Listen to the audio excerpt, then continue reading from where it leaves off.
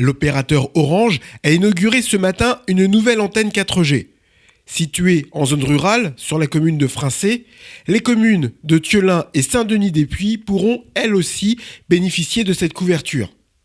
Par cette action, la marque démontre sa volonté de proposer le meilleur service à ses clients, même à ceux les plus reculés.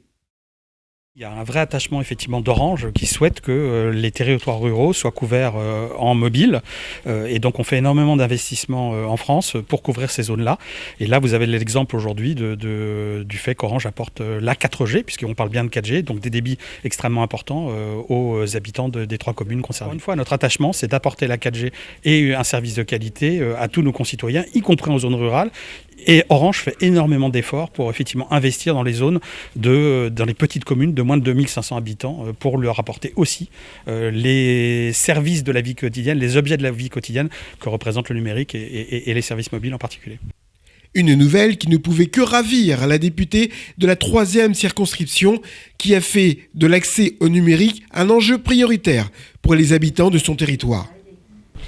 Oui, c'est une vraie satisfaction et je remercie Orange d'avoir implanté cette antenne qui couvre en fait Saint-Denis-des-Puys. Et ici, nous sommes dans la salle communale et dans la cour de l'école. Donc même dehors, ça passait pas. Ça passait pas non plus chez SFR.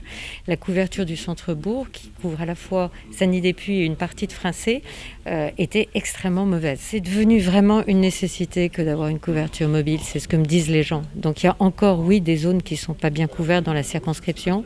Il y a des améliorations avec le New Deal État et par exemple la commune de Phrasé qui était très mal couverte est couverte. Et puis il y a des projets qui vont se décliner d'ici 2-3 ans, par exemple à Saint-Igny, à La Gaudenne, dans des communes du Perche qui étaient particulièrement mal couvertes, qui vont voir arriver là 4 opérateurs dans le cadre du New Deal État. Mais qu'en est-il de la 5G ? Les habitants de cette nouvelle zone de couverture devront encore patienter avant de la voir arriver. Vous savez, l'idée, c'est vraiment de déployer en parallèle la 4G, la fibre et demain la 5G. Mais le rythme de la 5G est beaucoup plus lent que le rythme de la 4G et de la fibre. Donc notre objectif, c'est toujours le même, c'est apporter le plus de débit, plus de services à nos concitoyens. La 5G, on verra demain.